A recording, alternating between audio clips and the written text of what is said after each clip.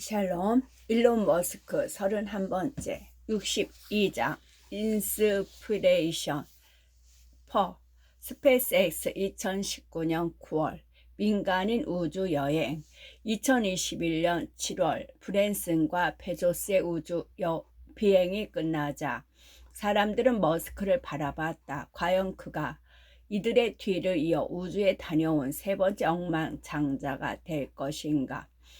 머스크는 세상의 관심과 위험한 모험에 대한 강한 욕구를 가지고 있었지만 결코 그것을 고려하지 않았다. 그는 자신의 임무는 자신이 아니라 인류를 위한 것이라고 주장했는데 이는 거창하게 들리지만 일면 진실을 담고 있었다. 로켓이 억만장자, 소년들의 장난감이라는 인식은 민간인 우주 여행에 악취를 풍길 위험이 있었다. 그래서 머스크는 스페이스X의 첫 민간인 우주 비행을 위해 기술업계의 조용한 사업가이자 제트기 조종사인 제러드 아이 장만을 선택했다. 아이 장만은 늘 겸손한 태도를 견지하는 마초적인 모험가로서 이미 많은 분야에서 출중한 능력을 증명한 까닭에 야단스럽게 나아댈 필요가 없는 인물이었다. 16살에 고등학교를 중퇴하고 결제 처리 회사에서 일하기 시작한 아이 장먼은 얼마 지나지 않아 자신의 소매 결제 처리 회사를 창업했고 2020년 기준 레스토랑 및 호텔 체인 업계에서 매년 2천억 달러가 넘는 신용카드 결제를 처리하는 시스템 퍼 페이먼트라는 회사로 키웠다. 20대 초반인 2004년부터 비행을 배운 그는 파일럿으로도 뛰어난 기량을 발휘해 에어쇼에 참가하기도 하고 경비행기로 62시간 만에 세계를 일주에 세계 신기록을 세우기도 했다. 그 후 그는 150대의 제트기를 보유하고 군대의 방위 사업체를 대상으로 비행 훈련을 제공하는 회사를 공동 창립했다. 아이 장먼은 역사상 최초의 민간 궤도 비행이 될 3일간의 우주 비행을 지휘할 수 있는 권리를 스페이스X로부터 구입했다. 그렇게 인스피레이션 4라는 이름으로 민간인만의 우주 여행을 추진한 아이 장먼의 주된 목적은 멤피스에 있는 세인트 주도 아동 연구 병원을 위한 기금을 마련하는 것이었으며 그런 취지에서 29살의 고람 생존자인 헨리 아르셀로를 다른 2명의 민간인과 함께 승무원으로 초대했다. 발사 예정 일주일 전 머스크는 스페이스X 팀과 2시간 동안 준비 점검을 위한 화상회의를 가졌다. 유인 임무의 관례에 따라 그는 안전에 대한 표준 연설로 시작했다. 걱정거리나 제한사항에 있는 사람은 누구든지 내게 직접 메모를 보내주셨으면 합니다. 그가 말했다. 그러나 그는 위대한 모험에는 리스크가 따른다는 것을 알고 있었고 아이 장먼과 마찬가지로 모험가들이 리스크를 감수하는 것이 중요하다는 것도 알고 있었다. 회의 초반에 그들은 그때까지 공개되지 않았던 한 가지 문제를 다루었다. 비행 관리자 중 한 명이 머스크에게 말했다. 브리핑하고 싶은 리스크가 한 가지 있습니다. 우리는 일반적인 우주 정거장 관련 임무나 대부분의 다른 유인 우주 비행보다 더 높이 비행할 계획입니다. 실제로 스페이스X 드래곤 캡슐은 364마일, 약 585km 고도에서 궤도를 돌 계획이었다. 이는 1999년 허블 우주 망원경의 정비를 위한 우주 왕복선 임무 이후 인간 승무원으로서는 가장 높이 올라가는 궤도였다. 실제로 궤도 잔해와 관련된 큰 리스크가 있습니다. 관리자가 말했다. 궤도 잔해는 폐기된 우주 비행체나 인공위성, 기타 인공불체의 파편들로 우주에 떠다니는 쓰레기를 말한다. 인스피레이션 4의 발사 당시 우주에는 너무 작아서 추적할 수 없는 1억 2,900만 개의 파편이 떠돌고 있었다. 실제로 우주 비행체들이 그것들에 의해 손상된 사건이 몇 차례 발생했었다. 궤도가 높아질수록 상황은 나빠졌다. 궤도가 높을수록 그러한 부유물들은 지구로 끌어당겨 불태우는 힘이 약한 까닭에 상대적으로 더 많은 잔해가 더 오래 떠돌고 있기 때문이었다. 파편이 기대로 침투하는 경우나 열 차폐를 손상시켜 진입 중에 피해가 발생하는 경우에 대해 우려하지 않을 수 없습니다. 관리자가 말했다. 비행 신뢰성 담당 부사장은 얼마 전 한스 퀘니스만에서 까칠한 성격의 전직 나사 관료 빌 거스텐마이어로 교체된 상태였다. 퀘니스만은 머스크에게서 은퇴를 권유받고 있었다. 거스트라는 애칭으로 불리는 신임 부사장이 리스크를 줄이기 위한 신뢰성 팀의 제안을 머스크에게 설명했다. 드래곤 캡슐이 지구 궤도를 돌 때 자세를 바꾸면 파편에 노출되는 것을 어느 정도 줄일 수 있다는 것이었다. 자세를 너무 큰 각도로 바꾸면 라디에이터가 너무 차가워질 수 있었지만 그들은 이 두 가지 리스크의 균형을 맞추는 방법을 도출해 놓은 상태였다. 원래의 자세로 궤도를 돌면 파편이 부딪힐 리스크가 700분의 1 정도인데 각도를 새롭게 잡고 돌면 그 리스크를 약 2000분의 1 수준으로 낮출 수 있다고 했다. 하지만 그는 엄중한 경고 문구가 담긴 슬라이드를 보여주는 것도 잊지 않았다.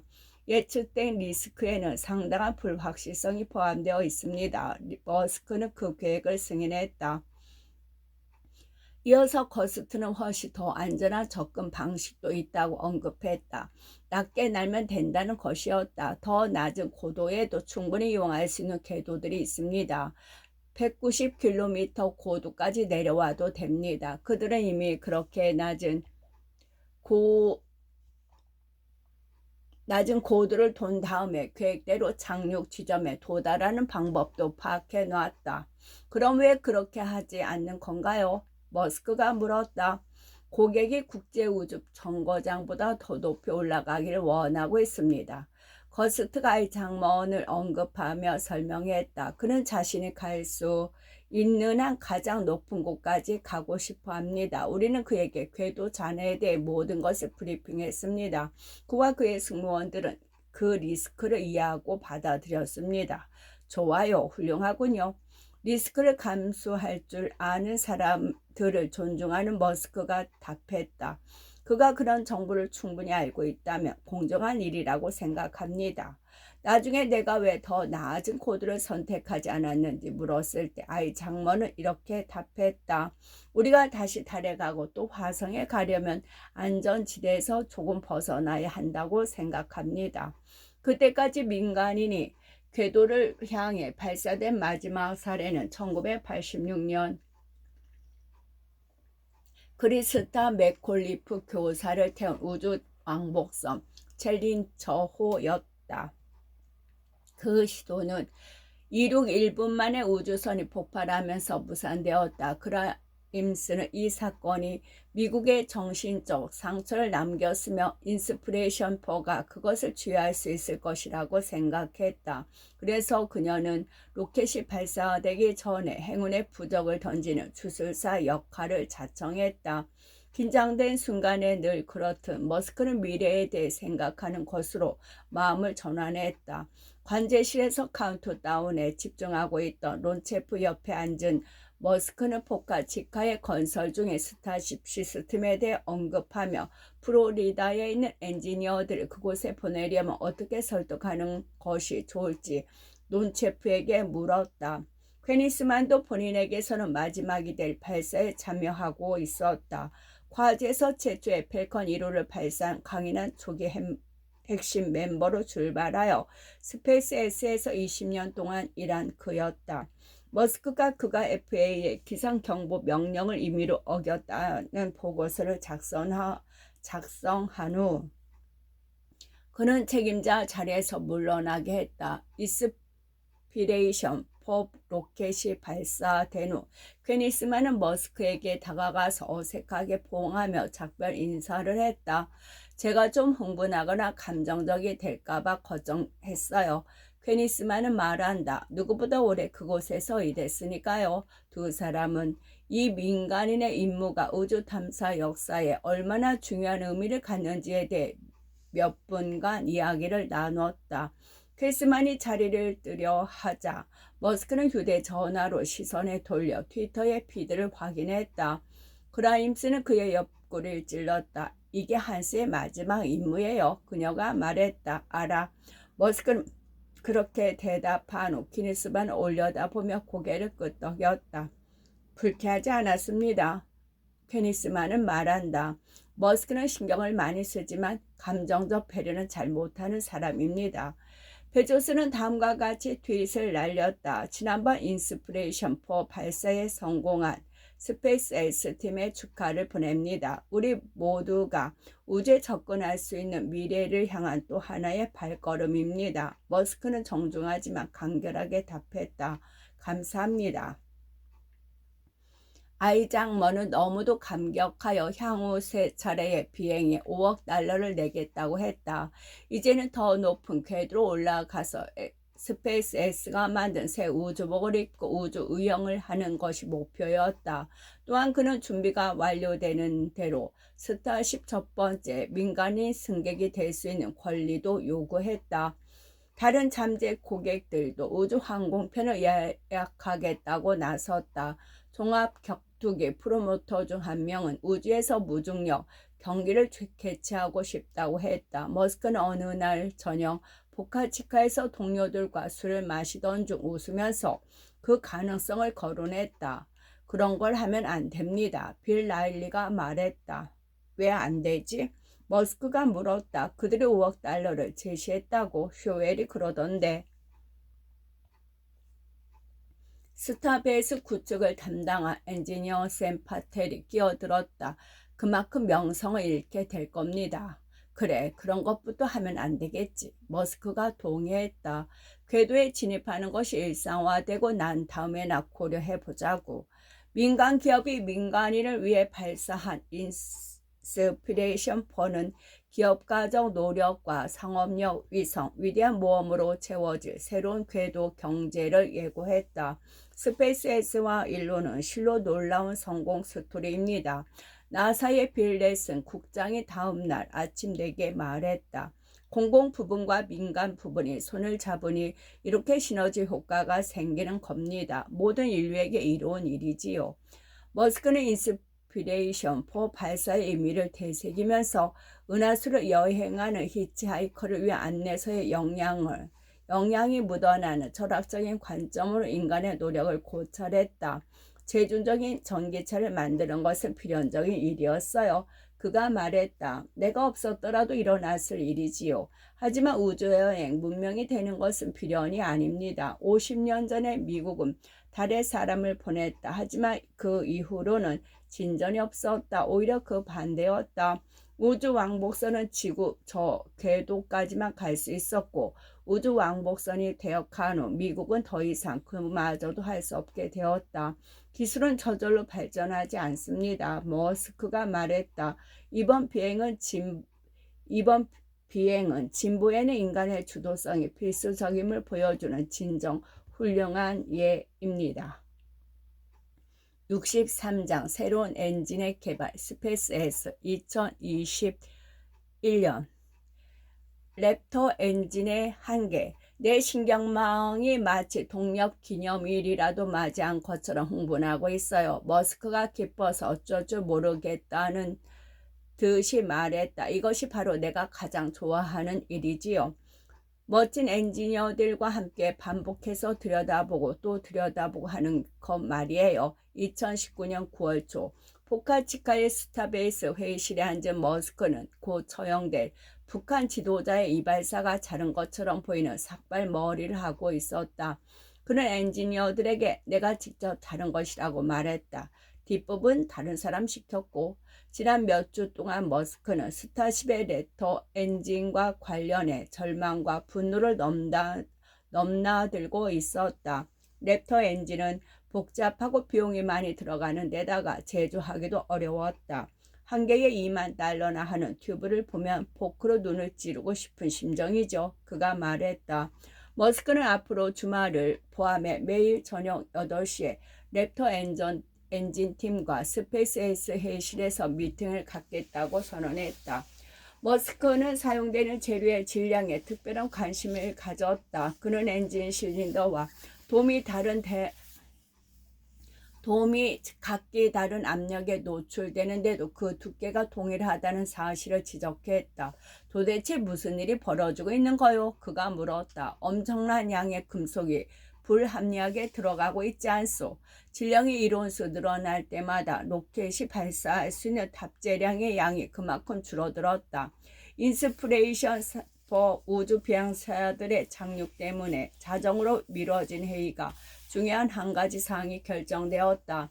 엔진에서 가능한 한 많은 부분을 그가 가장 좋아하는 소재인 스테인리스 강으로 제작하는 것이었다. 비싼 합금의 사용을 최소화하는 방법에 대한 일련의 슬라이드를 묵묵히 지켜보고 나서 머스크가 입을 열었다. 그만합시다. 여러분은 분석 마비에 걸린 것 같소. 자, 이제 가능한 한 모든 부품을 저비용 강철로 바꾸는 겁니다. 처음에 그가 허용한 유일한 예외는 산소로 가득 찬 고온의 가스 연소에 노출된 부품들이었다. 일부 엔지니어들은 스페이스 플레이트의 열전 전도율이 더 높은 구리를 사용해야 한다고 반발했다. 하지만 머스크는 구리의 용융 온도가 더 낮다고 주장했다.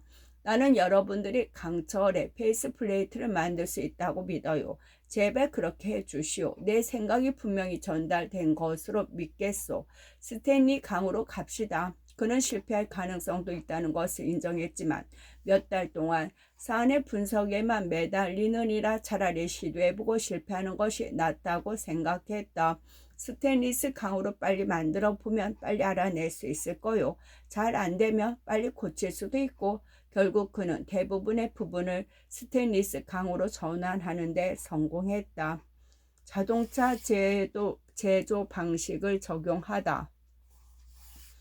머스크는 매일 밤 회의를 주도하면서 랩터 엔진의 설계에 대한 총괄 책임을 맡길 만한 인물을 물색했다. 리더 임무를 맡길 만한 친구가 떠오르지 않나요? 쇼웰이 중간중간 회의를 끝난 후 머스크에게 물었다. 엔지니어링 기술을 평가하는 데 있어서 내 촉은 뛰어나요. 그런데 다들 마스크를 쓰고 있으면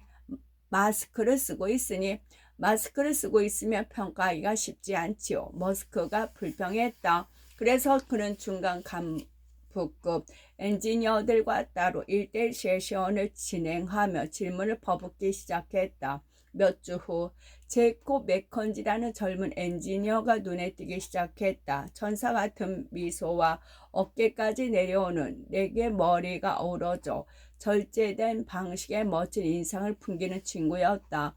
머스크가 선호하는 부관에는 두 가지 유형이 있는데 하나는 마크 중고사처럼 늘 혈기왕성한 태도와 뛰어난 언변으로 아이디어를 쏟아내는 레드불 유형이고 다른 하나는 변화가 없는 신중한 자세로 볼칸 스타트rek에서 인간에게 도움을 주는 외계 종족의 유능한 기운을 풍기는 스타트rek의 유형 맥컨지는 후자에 속했다. 자메이카에서 자란 그는 나중에 북부 캘리포니아로 이주했고 그곳에서 자동차와 로켓 등 중공업에 해당하는 모든 것에 관심을 갖게 되었다. 집이 가난했기에 고등학교 시절에는 창고에서 일하며 돈을 벌었다. 그는 그렇게 돈을 모아 센타로자 전문대학에 입학해 공학을 전공했다. 열심히 공부해 좋은 성적을 거둔 덕분에 버클리 대학교에 편입할 수 있었고 이후 MIT 대학원까지 진학해 기계공학 박사 학위를 땄다. 2015년에 스페이스X에 입사한 맥컨지는 랩턴 엔진의 밸브를 공급하는 팀을 관리했다. 매우 중요한 역할이었다. 밸브가 새서 카운트다운이 중단되는 경우가 많았기 때문이다. 머스크와 대화를 나눈 것이 두어 번밖에 되지 않았기에 맥컨지는 머스크가 랩터 프로그램의 운행에 대해 이야기하기 시작했을 때 놀라지 않을 수 없었다. 그가 제 이름을 알 거라고는 생각하지 않았거든요. 맥컨지의 말이다. 실제로 그럴 수도 있었지만 머스크는 그가 자신의 업무를 성공적으로 수행하고 있다는 것을 알고 있었다. 맥컨지의 팀은 머스크가 직접 추진한 많은 프로젝트 하나인 스타쉽 플랫 액추에이터 개선을 성공적으로 이뤄낸 바 있었다. 2021년 9월 어느 날 자정을 조금 넘은 시각 머스크는 맥컨지에게 아직 안 자고 있나? 라고 문자를 보냈다. 놀랄 것도 없이 맥컨지는 네, 아직 사무실입니다. 적어도 몇 시간은 더 여기에 있을 겁니다. 라고 답장했다. 머스크는 전화를 걸어 그를 승진시킨다고 통보했다. 그리고 새벽 4시 30분에 이메일을 보냈다. 제이크 맥컨지는 앞으로 내게 직접 보고하게 될 겁니다. 머스크는 자신의 목표 중 하나가 용접 가능한 강철 합금을 쓰기 위해 대부분의 프렌지와 인콘의 부품을 제거하는 것이라면서 이렇게 덧붙였다. 잠재적으로 불필요한 부품 모두 제거하는 것이 목표입니다. 나중에 일부 부품을 다시 추가하지 않는다면 여전히 불필요한 부품을 충분히 제거하지 않은 것입니다. 맥컨지는 자동차 제조 방식의 솔루션을 적용하기 시작했고 그 결과 일부 부품은 90%더 저렴해졌다. 그는 테슬라의 제공 경영진 중 한 명인 리스 모라비에게 스페이스X 제조 라인을 함께 둘러보면서 과정을 단순화하는 데 도움이 될 만한 자동차 기술을 제안해 달라고 요청했다. 모라비는 로켓 엔진 제조 라인의 불필요한 복잡성에 경악하며 때때로 눈을 가리는 제스처를 취했다. 아이 참, 손바닥에 얼굴 좀 그만 대세요. 맥켄지가 말했다. 정말로 마음이 아프거든요. 머스크가 일으킨 가장 큰 변화는 테슬라에서 한동안 그랬던 것처럼 설계 엔지니어들에게 생산을 담당하게 만든 것이었다. 아주 오래전에 설계와 생산 그룹을 따로 구성했는데 그건 말도 안 되는 실수였어. 머스크는 맥킨지가 주도한 첫 회의에서 이렇게 말했다. 바로 엔지니어인 여러분이 생산 프로세스를 책임져야 해요. 다른 사람에게 맡길 수 없는 겁니다. 설계에 따라 생산하는 데 비용이 많이 든다면 설계를 변경해야 합니다. 맥킨지와 그의 엔지니어링 팀 전체는 75개의 책상을 조립 라인 옆으로 옮겼다. 1337N7 문제가 잘 안 풀릴 때 머스크가 취하는 한 가지 방법은 제품의 미래 버전을 설계하는 쪽으로 주의를 돌리는 것이었다. 맥킨지에게 랩터 엔진 팀을 맡기고 몇 주 후에 그가 랩터 엔진과 관련해 취한 일이 바로 그것이다. 그는 완전히 새로운 엔진을 만드는 쪽으로 팀의 관심을 돌리려고 지시했다. 충분히 다른 것으로 가자는 취지에서 그는 멀린이나 캐스트롤처럼 맥과의 종 이름을 따르는 것도 원치 않는다고 했다. 결국 그는 새로 개발한 엔진에 코딩 세계에서 유행하는 밈을 이용해 1337이라는 이름을 붙이고 니트라고 발음하기로 했다. 목표는 추력 1톤당 $1,000 미만의 비용이 드는 엔진을 개발하는 것이었고 그렇게 하면 그것이 생명체를 다행성 종으로 만드는 근본적인 돌파구를 열어줄 것이라고 그는 강조했다.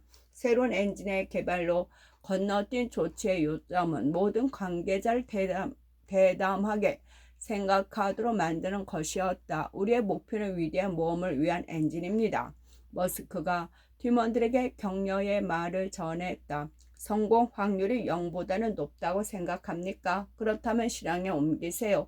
우리가 바꿔놓은 것이 너무 모험적인 것으로 드러나면 그러면 후진하면 됩니다. 기본 지침은 군더더기 없는 린 엔진을 만드는 것이었다. 고양이의 가죽을 벗기는 방법에는 여러 가지가 있습니다. 그가 말한다. 하지만 중요한 것은 가죽을 벗긴 후의 모습이 어떠할지 아는 것입니다. 정답은 근육질만 남은 멋진 모습이어야 한다는 겁니다. 그날 밤 늦게 그는 새로운 시도에 자신이 얼마나 진지하게 임하는지 강조하기 위해 다량의 문자를 날렸다. 우리는 달을 향해 쏘는 것이 아닙니다. 우리는 화성을 향해 쏘고 있습니다. 광적인 긴박감이 우리의 운영 원칙입니다. 그리고 맥킨지에게 직접 보낸 문자에는 이렇게 덧붙였다. 스페이스X 1337 엔진은 인류를 화성으로 데려가는 데 필요한 마지막 중요한 돌파구일세. 이것이 문명의 미래에 얼마나 중요한지 어떤 말로도 충분히 표현할 수 없다네. 그는 또한 연료가스 매티폴 전체를 제거하고 연료 터보 펌프를 메인 챔버 인젝터와 병합하자는 등의 몇 가지 극단적인 아이디어를 제안했다. 연료가스의 분배가 나빠질 수도 있고 아닐 수도 있으니까 한번 알아보자고. 그는 거의 매일 밤 이메일을 보내 그 개혁 운동에 힘을 실었다. 우리는 제거의 광란에 돌입했습니다. 한 이메일에는 이렇게 썼다. 신성한 것은 아무것도 없습니다. 조금이라도 의심스러운 튜브와 센서, 매니폴드 등 오늘 밤 모두 제거될 겁니다. 제거와 단순화의 울트라 하드코어의 자세로 임하세요. 2021년 10월 한 달 동안 회의는 매일 늦은 시간으로 미뤄졌고 대부분 밤 11시경에 시작되었다. 그럼에도 회의실에는 통상 12명 정도가 참석했고 50명 이상이 화상으로 참여했다. 각 세션에서는 대개 단순화나 부품을 제거하는 것에 대한 새로운 아이디어가 논의되었다. 예를 들어 어느 날 밤 머스크는 부스터 가장 아래쪽에 압력이 가해지지 않는 열린 부분인 스커트를 전부 다 없애는 데 집중했다. 추진제를 많이 담는 데 도움이 되지 않아요. 그가 말했다. 스커트를 없애는 건 수영장에서 오줌 싸는 것과 같아요. 수영장에 큰 영향을 미치지 않지요. 한 달 후에 머스크는 팀원들에게 미래형 엔진에 집중하도록 강요했을 때처럼 갑자기 현재의 랩터 엔진을 더 날렵하고 강력한 랩터2로 수정하는 데 집중하라고 지시했다. 스페이스X 추진력에 대한 초점을 다시 랩터 엔진으로 옮기자 합니다. 머스크는 새벽 2시에 문자 메시지를 통해 이렇게 발표했다. 그리고 그는 나에게 이렇게 설명했다. 적절한 발사 주기를 유지하려면 엔진 생산 속도가 하루에 하나씩은 되어야 하지요. 현재는 3일에 한 대씩 생산하고 있거든요. 그러면 1337 엔진의 개발이 늦어지는 것이 아닌지 내가 물었다. 맞아요. 너무 비싸기 때문에 랩터 엔진으로 다행성 탐사를 할 수는 없지만 1337이 준비될 때까지 버티려면 랩터 엔진이 필요하지요. 1337 서지와 후퇴를 팀원들이 더욱 대담하게 생각하게 만들기 위해 머스크가 신중하게 고려하여 펼친 전략이었을까? 아니면 그저 충동적인 행동으로 비롯된 서지였기에 나중에 후퇴한 것일까? 늘 그렇듯이 머스크에게는 두 가지가 섞여 있었다. 1337 서지는 다양한 슬라우드와 스커트를 없애는 등 새로운 아이디어를 도출을 강제하여 랩터 엔진의 개선이라는 그의 목표를 이루는 데 반영하기 위한 조치였다. 그 연습은 이상적인 엔진의 모습을 정의하는 데 도움이 되었습니다. 맥컨지는 말한다. 하지만 스타시 프로그램을 발전시키기 위해 당장 필요한 것들에는 그다지 도움이 되지 않았습니다. 그 후 1년이 지나지 않아 맥켄지와 그의 팀은 조립 라인에서 자동차를 뽑아내듯 랩터 엔진을 생산하게 되었다. 2022년 추수감사절 즈음에는 하루에 한 대 이상 제작하여 향후 스타쉽 발사를 위한 비축량까지 확보하게 되었다. 64장 끝.